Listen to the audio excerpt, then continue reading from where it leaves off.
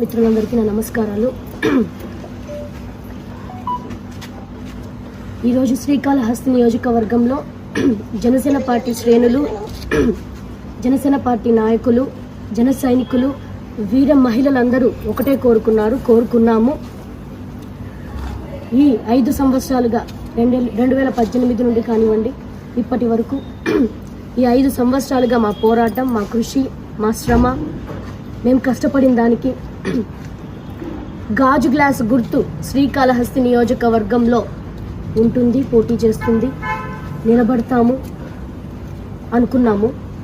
But unfortunately పొత్తులో భాగంగా శ్రీకాళహస్తి నియోజకవర్గంలో అది కుదరలేదు. పొత్తులో భాగంగా టీడీపీకి వెళ్ళడం జరిగింది. నేను అందరికీ ఒకటే చెప్తున్నా, ఈ 5 సంవత్సరాలు నా వెంట నడిచిన మీరందరూ, మీ అందరికీ పాదాభివందనాలు. ఖచ్చితంగా ఈ 5 సంవత్సరాల్లో ఏ పదవి లేకపోయినా, ఎక్కడ సమస్య ఉన్నా, ఎక్కడ ప్రాబ్లం అని చెప్పినా వెంటనే వెళ్ళి ఆ సమస్య కోసం ఫైట్ చేసిన వ్యక్తులం మనము. ఇంకా ఈ 5 సంవత్సరాలు కూడా ఎటువంటి పదవి లేకపోయినా మీ అందరి కోసం నేను నిలబడతాను, కష్టపడతాను. మీ అందరికీ ఒకటే చెప్తున్నా, ఆవేదన చెందొద్దండి, బాధపడొద్దండి, దిగులుగా ఉండొద్దండి. ఈ 5 సంవత్సరాలు మనం ఇంకా గట్టిగా పోరాడదాం.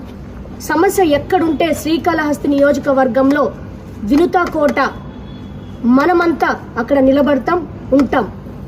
ఖచ్చితంగా అది చెప్తున్నాను. శ్రీకాళహస్తి నియోజకవర్గంలో ఎప్పటికైనా కొంతమంది అనుకుంటున్నారు, ఏదో వీళ్ళని బెదిరిస్తే లేదా వీళ్ళ మీద బురద చల్లితే ఇక్కడ నుంచి వెళ్ళిపోతారేమో, ఇక్కడ ఉండరేమో, ఇక్కడ నుంచి తరిమేద్దాం, మన లైన్ క్లియర్ అవుతుందని కొంతమంది అనుకుంటున్నారు. ఖచ్చితంగా చెప్తున్నాం మీ అందరికీ, ఏమీ అధికారం లేనప్పుడే, 15 రోజులు జైల్లో ఉన్నప్పుడే, ఇక్కడ నాతో ఎవరు లేనప్పుడే, నా ఫ్యామిలీ, మా అమ్మ నాన్న అందరినీ దూరం చేసినప్పుడే, అందరినీ హింసిస్తున్నప్పుడే నేను ఒక్కటే కోర్టులో కూర్చున్నాను. ఇక్కడ పక్కన కోర్టులో రాత్రి 11:30 వరకు. అందరికీ చెప్తున్నా, ఎవరైతే ఈ కుళ్ళు రాజకీయాలు, చీప్ ట్రిక్స్, పాలిటిక్స్ చేయాలనుకుంటున్నారో, శ్రీకాళహస్తి అంటేనే మాటలతో రాజకీయాలు జరిగిపోతాయి, ఇన్నాళ్ళు జరిగాయి, ఇంకా జరిగిద్దాం అనుకుంటున్నారు. ఖచ్చితంగా చెప్తున్నా, ఎప్పటికైనా శ్రీకాళహస్తి నియోజకవర్గంలో వినుతా కోట, ఎటువంటి పదవి లేకపోయినా ప్రజలకి సమస్య అంటే అక్కడ నిలబడతాను. మీ అందరికీ భరోసా ఇస్తున్నాను. వీర మహిళలకి, నా కోసం ఇంతమంది, ప్రతి గడప, ప్రతి అడుగు నాతో నడిచిన ప్రతి ఒక్క మహిళకి చెప్తున్నాను, మీ వెంట నేను ఉంటాను తప్పకుండా. రోజు సభ తర్వాత, ఏదైతే సభ చిలకలూరుపేటలో జరుగుతుందో ఆ సభ తర్వాత కళ్యాణ్ గారు మనల్ని పిలుస్తానన్నారు, నన్ను పిలిచి మాట్లాడతానన్నారు. ఎటువంటి భరోసా మనకిస్తారో, మీ అందరికీ నేను ఎటువంటి భరోసా ఇవ్వాలో నేను మాట్లాడతాను. ఖచ్చితంగా ఎక్కడ తగ్గనివ్వను. కళ్యాణ్ గారితో మాట్లాడాక పార్టీ నాయకుల్ని, వీర మహిళని, జన సైనికులందరినీ పిలిచి మా కార్యాచరణ చెప్పి మీ ముందుకు తీసుకొస్తాము. 14th రిలీజ్ అయింది అనుకుంటా ఈ ఉమ్మడి అభ్యర్థి అనేది. దాదాపు ఈరోజు 17th, మా జరిగింది 14th నైటే 8:30 అరౌండ్ 9 ఆ లోపు జరిగింది.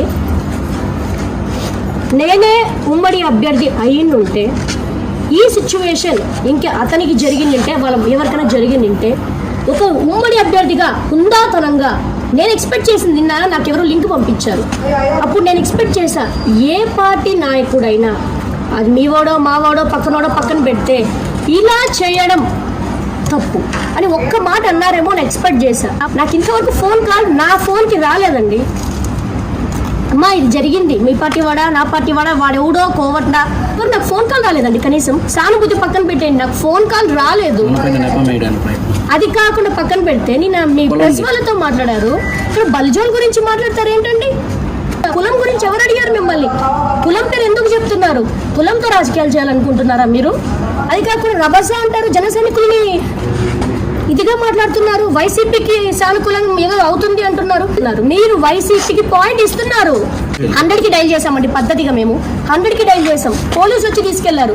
వాళ్ళ పిఆర్ఓ ఎందుకు వచ్చి అతన్ని విడిపించాలని చూస్తున్నాడు? నాటు బాంబు తీసుకొచ్చారండి, పేల్చి ఇంట్లో కేసేవి ఎక్కడ ఉన్నాయి?